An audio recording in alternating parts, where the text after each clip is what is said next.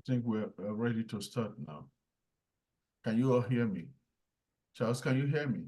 Yes. Grace? Lovely. Okay. Welcome everyone to the 2024 IEEE Computer Society Presidential Election Town Hall. Today, we will be hearing from Charles Hansen and Grace Lewis, the two candidates running for president-elect in 2025 and president in 2026. I am Celestine Iwende from the University of Bolton and also the chair of the elections committee. The town hall will have the following format. We'll start with opening statements. The order was determined by a conflict, and Chuck will go first. Each candidate will have 5 minutes. The candidates will have 1 minute to respond to what the other candidate is going to say. We will then begin the town hall. Each candidate will be asked the same questions, and we'll alternate who goes first in answering. Grace will respond first. Each candidate will have 2 minutes for a response. In our town hall email campaigns, we ask Computer Society members to submit questions and receive a lot of good questions. We won't be able to get all of them, definitely, but we will ask as many as we can. We do want this to be an interactive format. So if you think of a question, please use the chat button in the Zoom toolbar to submit it. We will do our best to include as many questions as possible from the audience in attendance. Now, the election committee provided the candidates 2 questions in advance, and we will ask those first today. The next few questions were then selected by the election committee from those submitted online. And after the final questions, each candidate will give a closing statement. And then since we started with Chuck, Grace will go first this time around. Each candidate will have 3 minutes for their closing remarks and 1 minute for an additional comment. Lastly, before we get started, please remember to use the chat tool to submit any questions you have. Also, switching to speaker view will give you the best experience. If you have any technical issues, just contact the Zoom host via the chat and we'll try to assist you. And the town hall is being recorded and will be posted on computer.org in a few days. And with that, let's get started. Chuck. Okay, thank you. Hi, I'm Chuck Hansen. You can go to the next slide. They can see my picture on a Zoom. I'm a distinguished professor emeritus at the Callert School of Computing and the Scientific Computing Imaging Institute at the University of Utah. Though emeritus, I'm still active in research. I have NIH and NASA funding and still publishing papers. I've been on the University of Utah faculty since 1997. And prior to that, I led a research group at Los Alamos National Laboratory. I've been a Computer Society member for 40 years. I've done a lot of things in IEEE. I'm an IEEE fellow. My technical community is visualization and computer graphics, but I'm also a member of the PAMI technical community and the technical community on parallel processing. I've been on the executive committee for the visualization and computer graphics technical community twice, 1995 to 2002 and 2020 to 2023. And most recently, I restructured and updated the Technical Community Awards. I've been on the board of governors the past 3 years. I was assistant treasurer in 2022. I have been very active in the Publications Board. I was Transactions Operations Committee Chair. I've been the Pub's Finance Chair and been active on the Pub's Board and still am. I was Associate Editor-in-Chief of Transactions on Visualization Computer Graphics from 2003 to 2007 and again from 2014 to 2018 and multiple guest editorships. And I've been awarded both the Technical Achievement Award and the Career Lifetime Achievement Award by the technical community on visualization and computer graphics. And I've organized many different conferences sponsored by the Computer Society. You can go on to the next slide. So my position statement really is that the Computer Society should continue to be the leader in our field through the engagement of its members as the ever-evolving computing landscape moves forward. And there's three main items in my position. Technology dissemination to our members through conferences and publications. Conferences and publications are the two main resource generators for the Computer Society. Currently, they're adding over $1 million to the reserve every year. I believe that some of this should be used to invest in these two main resource generators, increase membership benefits based on these critical platforms, that is conferences and publications. One way is through hybrid conferences. We've learned that hybrid model brings in more diversity and inclusion through broadening participation. It can reduce the carbon footprint for remote attendees and provide access for those that are unable to travel.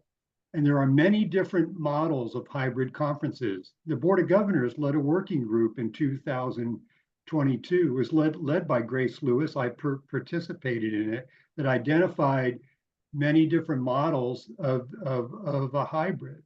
I believe the Computer Society should invest in sustainable development of hybrid models for conferences and make these part of the conference services, and investigate membership benefits that amplifies the ability for research and practitioner dissemination, from recording talks to be played back at interactive sessions to more involved hybrid conferences.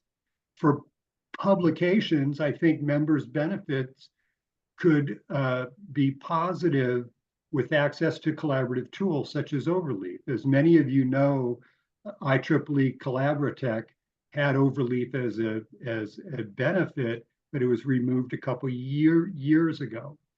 Exploring how to provide such tools for authors for publications, I think, would make sense. I would also make clear pathways for open access. For example, to encourage conferences to slightly raise registration fees to make their proceedings open access.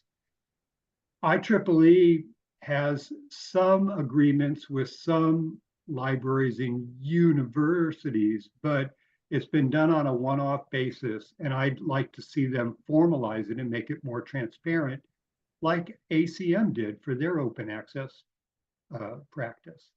I think that working with ACM president, Computer Society president, to enact changes that benefit the field, not just ACM or the Computer Society. I think that this would benefit members, both professional societies and the field in general. For membership engagement, the next generation of leaders grows from our technical communities, and enabling meaningful engagement across our TCs should be a focus for the society. We want to enable volunteers through transparent opportunities for participation through websites, make it transparent, reach out to chapters and technical communities to seek ideas for support and broaden the volunteer base. I think we need to maintain inclusiveness, diversity, and equality. It's imperative for the healthy growth, and strengthening the relationship with sister organizations such as ACM would enable volunteers to provide another benefit to Computer Society members. And I think I've run over a little bit, I'm sorry.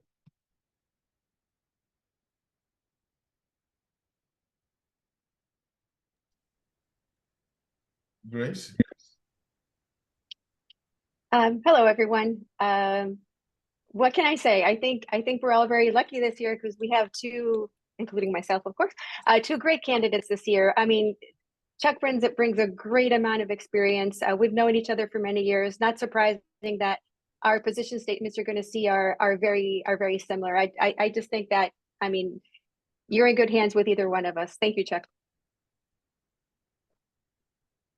Okay, so can I go on to my statement, Celestine? Yes, okay. Yes, yes. Okay, about me. My name is Grace Lewis. From a personal perspective, I'm a first-generation American. I was born in Elizabeth, New Jersey. Some of you might not know, but it's the largest Colombian community in the U.S. I was born to parents from Colombia. I'm fully fluent in Spanish. I currently live in Pittsburgh, Pennsylvania, with my husband, Mike, and my two children, Alex and Andy. Andy just graduated from high school.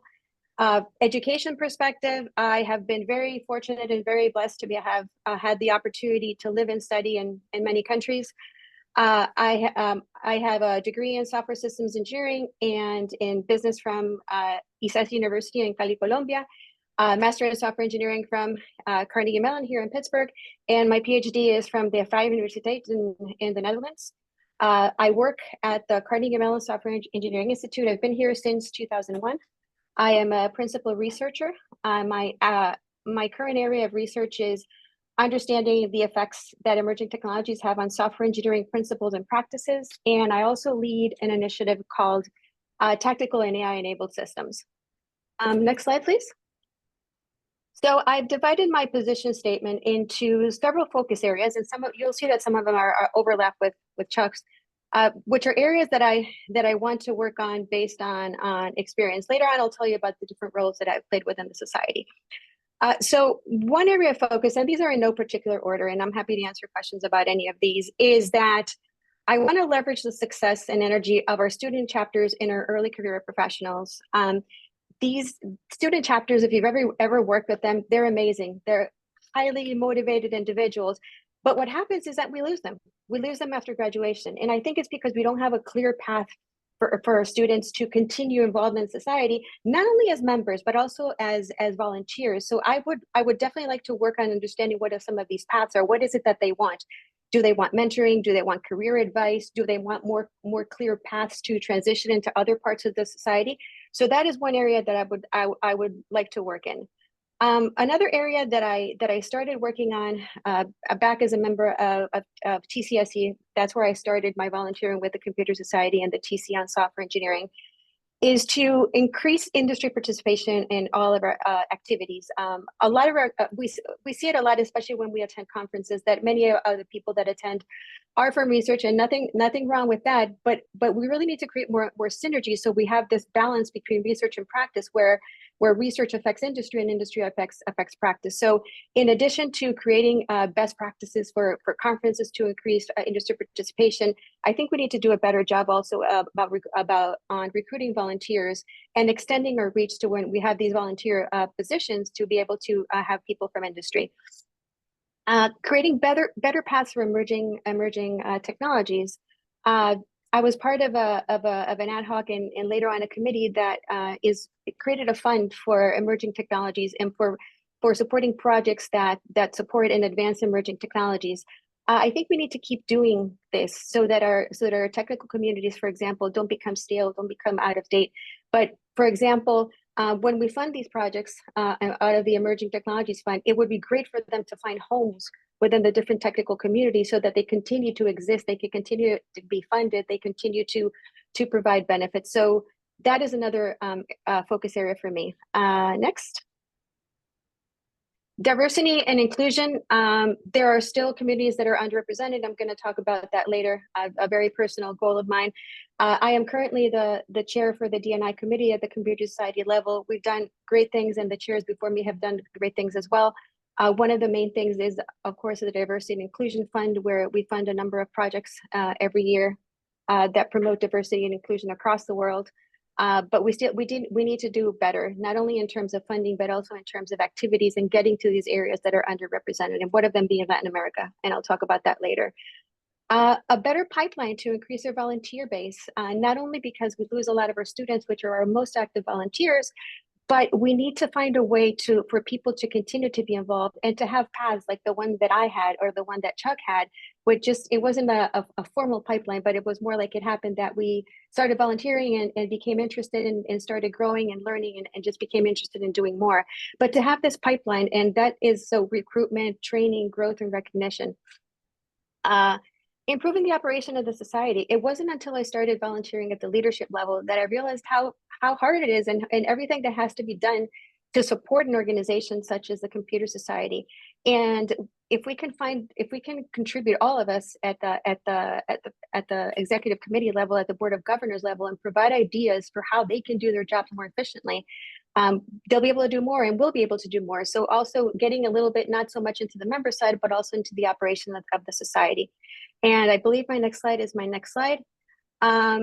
Provide transparency of society goals and activities. This was also one of Chuck's areas of interest. Our current president, Jodek Atavale, started doing these town halls similar to these, but with the different VPs. And I thought that was a great idea, because it's a great idea for people that are not in this leadership to understand what is happening at the leadership level and to have a voice. So that is something that I would love to continue. And I thank Jodek because this is a great idea. Ensuring that the value is understood. Sometimes, I get questions like, why should I be a member of IEEE or the society?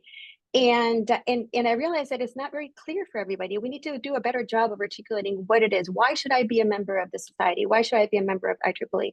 And finally, because I'm running out of time, this is a very personal goal, is I want to create stronger links between the society and Latin America, Region 9. I had the opportunity to live in that region. My family comes from that region. And I think there are just amazing people that we're not reaching in Region 9. So, and later on, I'll talk about some of the ideas that I have for bringing us closer to Region 9. Thank you. Charles, have any comments?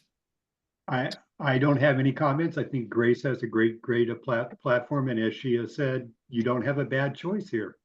Mm-hmm. Thank you both for your statements and comments. For this next segment, we will start with Grace to answer the first question, and then we'll come back to Chuck.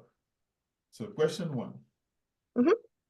How can the IEEE Computer Society both improve its use of artificial intelligence and better support the community of AI professionals? Mm-hmm. Okay, so thank you very much. So this question has 2 areas. One is how can the society use AI, and the second one is how can it support professionals. To be very concrete, I have 4 what I think are low-hanging fruit that I would like to start with. Obviously, generative AI is the craze at the moment. Everything is LLMs. And one thing that we could use, which I think is very low-hanging fruit, is leverage some of these technologies to provide greater member value, better curated, personalized article summaries, but basically use it to the advantage so people can consume our content much better. Another thing, I think this is also low-hanging fruit, but it is very unfortunate to see how violations to ethics and integrity are increasing, not only in the society, but everywhere. And I think these AI technologies can help us detect these violations better, so we can have not only contribute to ethics and to people understanding that this is not something that you should do, obviously, but also to have better publications, better resources. So those are 2 areas in which I think that the society could use AI, and it could be very simply done. As far as supporting AI professionals, I think we again need to. There is right now. There's just an overload of content related to AI. You don't even know where to look. It's everywhere. So one thing I think would be very beneficial is for us to build high quality introductory content. Like, for example, is AI the right solution to my problem? Because that would help us approach, for example, professionals, and going back to the connection with industry that are like, I've heard of AI, but I'm not exactly sure if that's going to benefit me. So a lot of this introductory content would be useful. Also, I mean, again, I'm part of something called the AI Coalition. It's an effort. It's a future directions effort. And it's basically what it's trying to understand is, in all this vast amount of stuff that is going on with AI, what are areas in which the IEEE can contribute? And we did an inventory as part of this of what content the society has in terms of not just publications, but everything. And it's huge. It's a huge amount of content, but it's very poorly organized. And I think that organizing it around maybe leveraging generative AI, of course, but organizing it around application areas, around industry. So AI in medicine, AI in agriculture, AI in education, it would be a much better way of not only of organizing the content, but bringing us closer to industry, because I do think that is what industry wants and needs. Thank you. Chuck? Okay, thank you.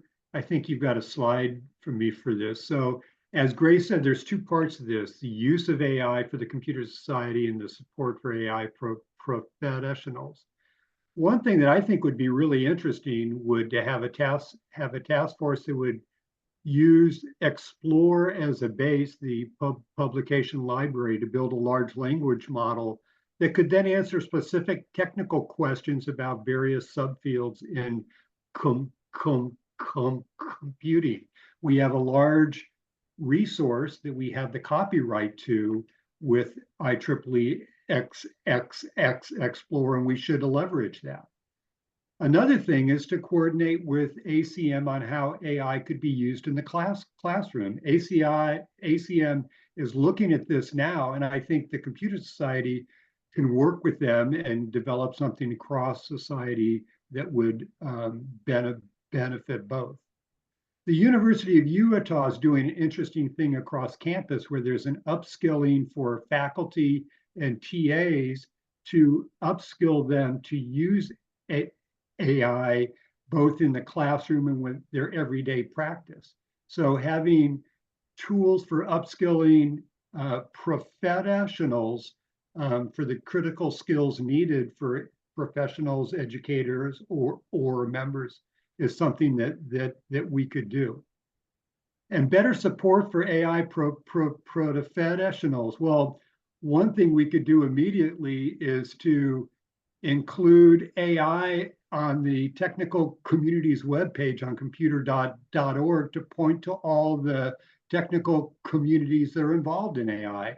There's a lot of them: PAMI, visualization and computer graphics, HPC, HCI, and others.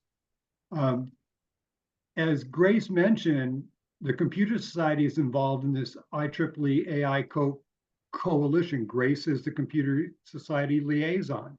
It involves many different societies: the Computational Intelligence Society, the Computer Society, the Consumer Technology Society, and it's open to all. IEEE offers an academy on artificial intelligence for AI training. There's an artificial intelligence community in Collaboratech. Many of the technical communities, journals and magazines and conferences are actively involved in AI in all forms now in the Computer Society, such as PAMI, visualization, computer graphics, HPC, and many others. So it's not that we're ignoring them. There's a lot of this going on, and we can leverage it. Lastly, there's a IEEE conference on AI that people may not be aware of. It's an industry organized conference and exhibition focused on artificial intelligence with specific industry applications. And it's co-sponsored by the Computer Society, of course, Computation Intelligence Society, IEEE Systems Mans and Cybernetics Society, and the IEEE Signal Processing Society, along with IEEE. We should continue supporting these. That's it. Thank you, Chuck. Now, second question. As president-elect and president, what are your plans to ensure more member engagement, membership development, and retention in low and middle income countries, especially involving more members from students, women in engineering, young professionals, industry and entrepreneurship from Computer Society chapters in all IEEE regions? Chuck? Yeah, so I've already mentioned hybrid conferences, using recorded talks at conferences, providing access to students and practitioners in low-income regions through, for example, the Computer Society's digital library without a subscription and without having to travel internationally would be a huge way to engage both low-income regions and people that have an interest in the field. I'd like to work with IEEE to explore ways to provide access to their digital library for student members in low-income regions. Many of them do not have access, and that would benefit them if they could. But it's not just low-income regions. We should also focus on increasing student chapters in regions with lower participation and look at ways that we could increase those across the world. For women in engineering, I think we should reach out to the Computer Society Distinguished Lecture Series to encourage participation of women and make their lectures available both through on-site lectures, also web streaming. And for industry, we need to make clear the value proposition for participation in the Computer Society for industry practitioners.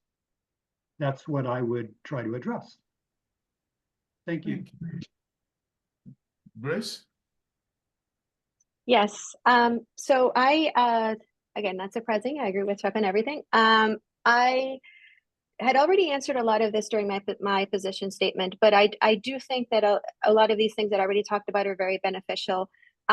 First of all, is develop activities to support that transition from student to early career professionals. I think we do not do a very good job of that, and we need to do a much better job. So understanding what is it that would make these folks transition from student to early career. Is it career advice? Is it mentoring? Is it networking? But provide more opportunities to do this. Related to this, create stronger connections between MGA activities and the rest of the society. MGA is membership and geographic activities. This is where our student chapters live. This is also where SYP lives, which is Student and Young Professionals. We really need to make better connections between those groups and the rest of the society so they can see this whole world of IEEE Computer Society that is outside MGA and that provides much better opportunities for their participation. Like, for example, when I was VP for TNC, I opened a position on the ExCom, which was to have a representative of SYP as part of the ExCom, and it proved to be a very good idea. And we did so many activities together, which to this day still continue. Continue supporting and creating new D&I initiatives and activities across the society. So, for example, this year, in addition to the D&I fund, which funds projects across D&I projects across the world, there are ideas for many other activities. Like, for example, provide more and more one-on-one mentoring, become more explicit about different activities that we can do not only through the chapters but at our conferences, increase funding for a lot of these things. But basically, it's continuous funding these activities that we've already started as part of the D&I committee. And finally, using Region 9 as an example, again, this is a very my personal goal. Start defining activities that we can use to increase participation from these regions. So, for example, one of the things that I would love to do is to promote Latin America as a conference location. So people don't have to pay fees to attend conferences, but it's much closer. To provide mentoring for authors. I mean, a lot of people in Latin America have great ideas as students, but they don't have the information on how to write academic papers, how to sell their research, to promote their research. Encourage conferencing activities to provide scholarships and awards for attendance, but basically give people in underrepresented regions the same opportunity that, for example, students here in the US have. Thank you. Thank you, Grace. Okay. We'll pick some questions now from the crowd. Okay, we have an additional questions here. Right. As president-elect and then president of the IEEE Computer Society, how would you prioritize and apply your time and energy? Jokes? So do you want me to go first or Grace? Okay. Who's going? Okay, Grace goes first. Okay, I can do that. Well, that's a good question. So I had 9 focus areas in no particular order, but I do think that one area that I think we did need to do a lot better, if I were to choose one, is doing more with our student chapters and SYP, so they continue to be involved in the society, because the energy that they have is amazing, and we don't use it enough. So I think my priority would be there, working with student chapters and SYP so they continue their career in the society. Okay, George? Yeah, and so, you know, I think the priorities are laid out in my position statement, and I would focus on those. The benefit to being an emeritus faculty member is I don't have as many constraints on my time as a normal faculty member would. I don't have faculty meetings. I'm not teaching classes. I have to keep my research projects going and can continue to produce results from them. But I've got the time and energy to devote to being president-elect. Okay, thank you very much. Okay, we still have additional questions. What will be your strategies to ensure merit, excellence, and intelligence, as well as diversity and inclusion in nominating, appointing members in leadership positions, inclusive as it is a global community? I think just we go first now. Okay, so I think this is important. People that are members that are working in leadership positions, first of all, they have merit, they have excellence, and they have intelligence. Ensuring that it's a diverse pool and including people that may not be represented across various domains, not just gender, but also geographic region, but also the different fields of computing is important. I would reach out to the different chapters in the regions that were served and look for suggestions of people to bring in and have them participate in stepping up to leadership positions. Grace? Yes. Yeah, I mean, it's very similar and tied to what I just said to the previous question. I do, so the most diversity and inclusion in the society really comes from our chapters. The student chapters are, for example, region 10 is amazing when it comes to student chapters. A lot of diversity and inclusion there.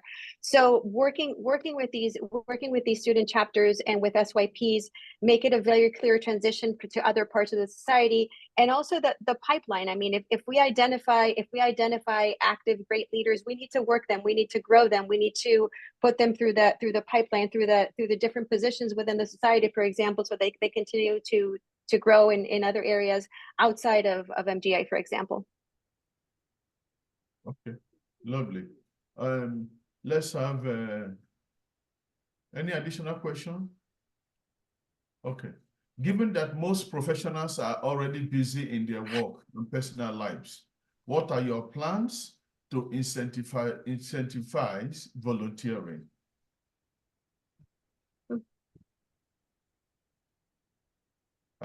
Grace will go this time. Yeah, so that's a tough one, because I mean, as I'm very busy and I volunteer. I think it's because I see value in what I do. So plans to incentivize volunteering, I think, are giving people that volunteers the tools to make a difference. So for example, when I started as a member of TCSC, oh geez, many years ago, of software engineering, and this is where I still, that's my community where I live. I had the opportunity to work with great leadership at the time that would just, you know, empower me to do, look, I have an idea, here's an ad hoc, do something and make it great. And I think that made a difference for me, is that I felt that what I was doing had value. So I think that it would be just, you know, in making sure that throughout the leadership, we are encouraging more of these ad hoc committees working on meaningful problems, so that people see the value of what they're doing. Great. George? And so once again, I agree with Grace. If you if you make volunteering meaningful to the volunteers, they find enjoyment and fulfillment from those volunteering activities. I think recognizing them is important and can help in their professional development. You know, I think that it's the intangibles of volunteering, the personal feedback, the positive feelings that you get, or why people do that. And as Grace pointed out, having a pipeline to increase volunteering, give them more opportunities to be engaged, and will help incentivize volunteering. Okay, thank you. I have a question in the chat.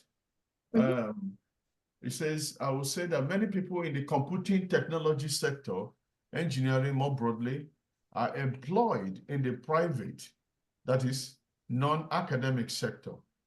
How do you think that the CES can support the non-academic sector? It may also address the issue of students not continuing membership since most students move into the private sector. So I think the Computer Society does support the non-research active industrial sector through the standards boards that we participate in, which is definitely not research. It's standardizing across different industries. It's not just conferences and research results, but a place and a forum for interaction without disclosing the NDA information of best practices in different parts of the field are really important. So there was recently a reliability for data center conference that Jothica put together in California that brought together data center leaders in the field: Google, Meta, Facebook, Microsoft, and they exchanged ideas of best practices. So supporting that, I think, helps out. Grace? Yeah, no, I mean, I agree. The standards is a great way to attract industry. Also, I really do think that we need to organize our content better so that it's more accessible to what industry people want. Maybe the industry people are not the ones writing the papers. Maybe not. I mean, I don't know. In software engineering, there are a lot of studies, for example, written with companies disclosed or not disclosing information, et cetera. But providing better organized content for industry, I think, is a great idea. I also think that going back to standards, if our conferences would do better at co-locating with, for example, with standards activities, you could kind of have the best of both worlds. You can imagine somebody from industry attending a standards meeting and staying for the conference, and the other way around, somebody coming for the conference and staying to participate in the standard that interests them. But a lot of co-locating activities is another idea, in addition to what Chud said. Better organized content, I think, would be another one. And I think all the other ones were other great ideas that Chuck had. Okay, I wanted to reiterate Joseph Week's question in terms of supporting the industry again, especially, do you have a set plan, to attract more members from the industry? That is a summary of Joseph Week's question. Do we have that plan to attract members from the industry, not just the academics? Grace? Yeah, I mean, I don't have a plan yet, but I think that I have elements of a plan. I do think, and I know I sound like a broken record, but I do think that working better with student chapters and SYPs is important, because a lot of them do go to industry.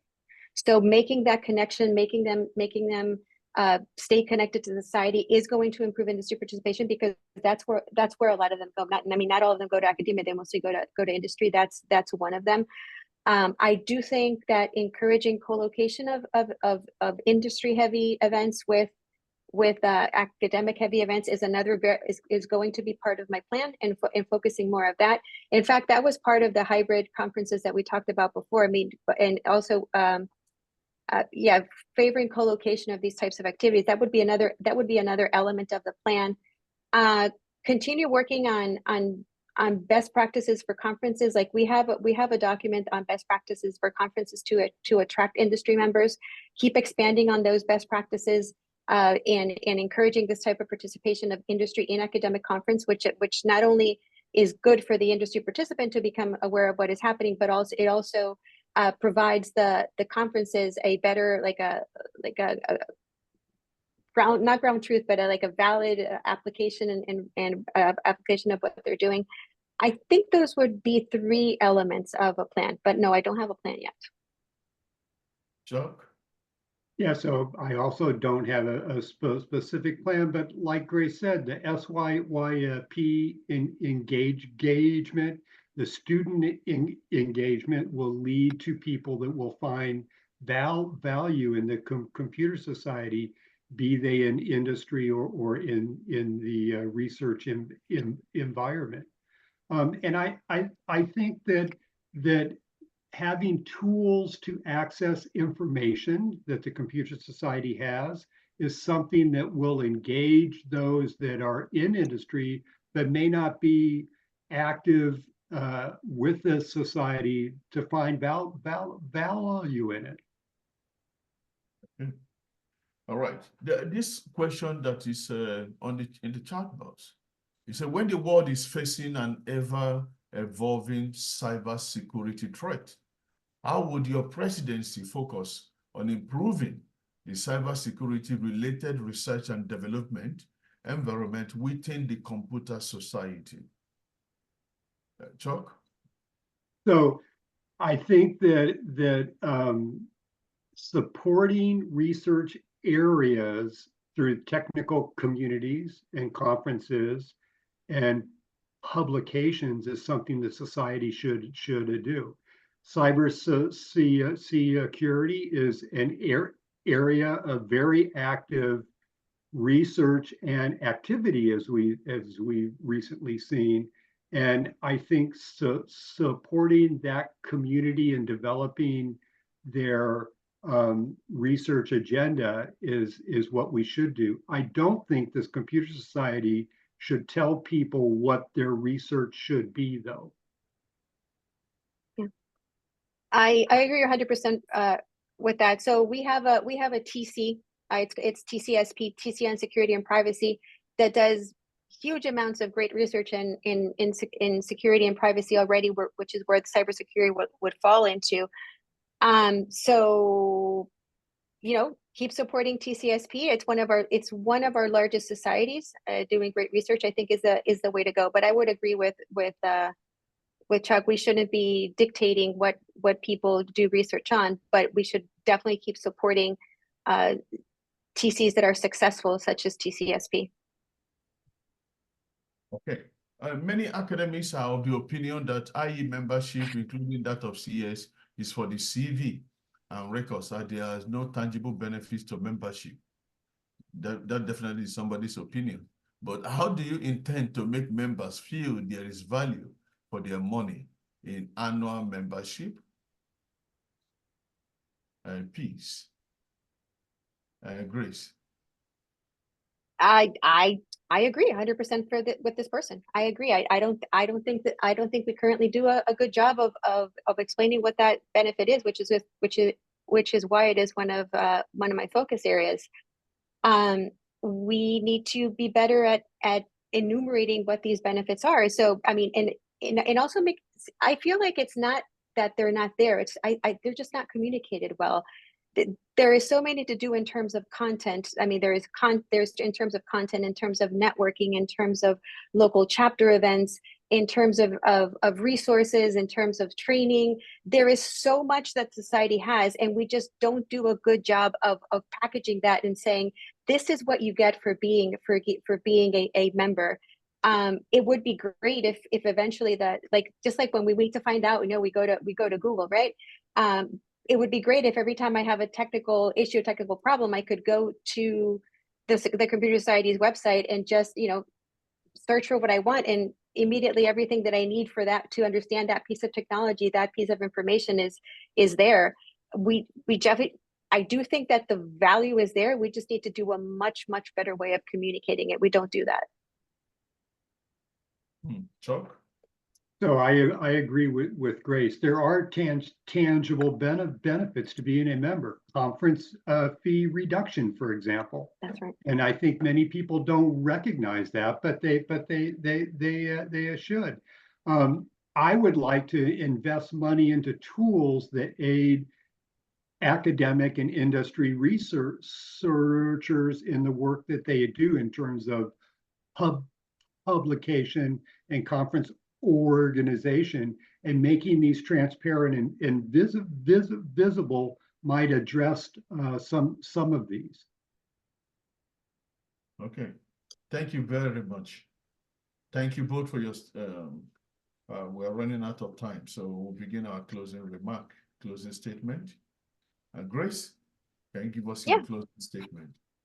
Well, I mean, thank you to those that attended the town hall live, and those that in the future will listen to this from the archives.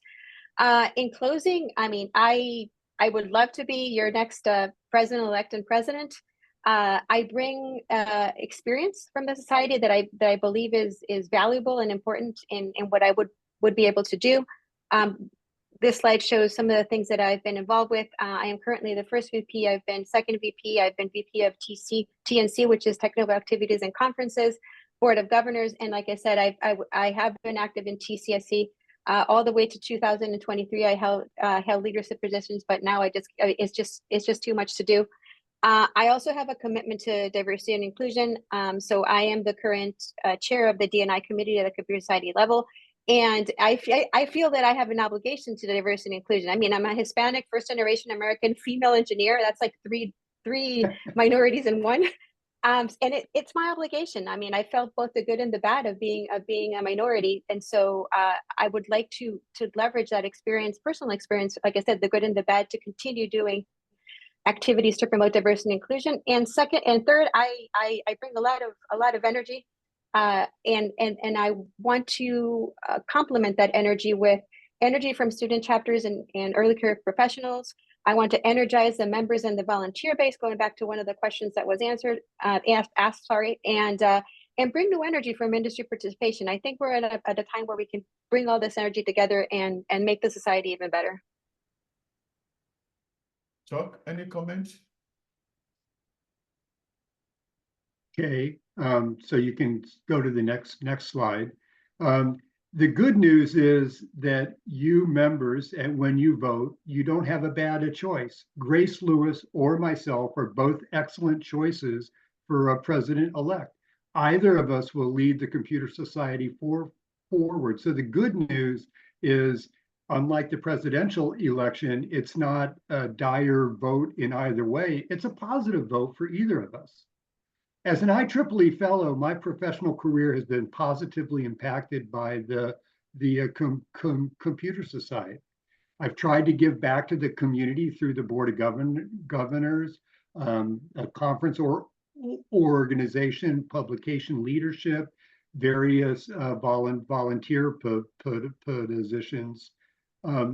And as a Board of Governors member, I've been engaged as assistant treasurer, finance chair for a pub, serving multiple years on the pubs board. As an emeritus professor, I have time to dedicate to the Computer Society to enact the ideas that I've laid out in my position statement. And I would appreciate your support and look forward to serving you as president of the Computer Society. That's it. Grace, do you have any comments?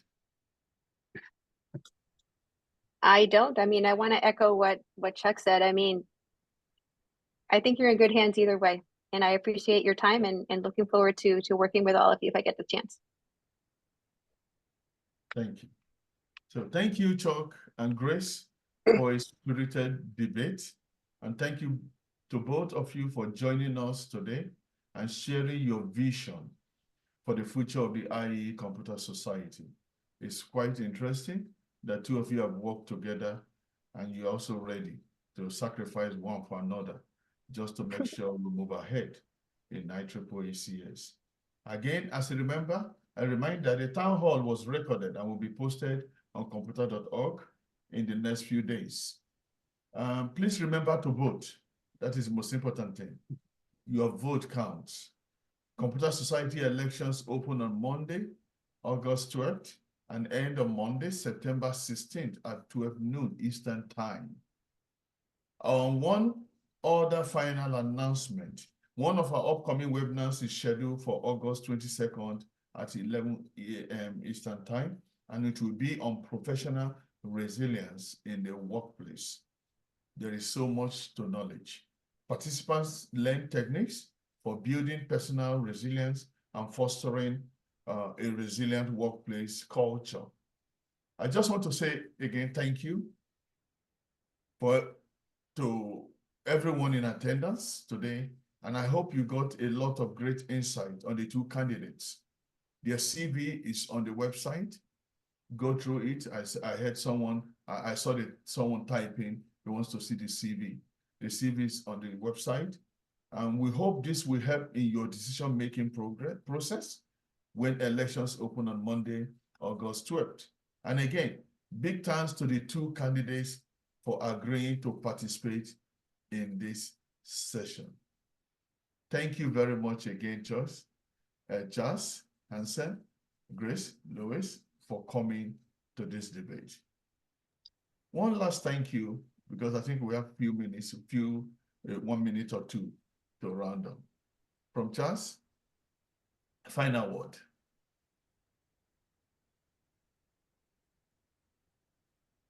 Chuck, any final word? So please vote, that's all. Grace, any final word?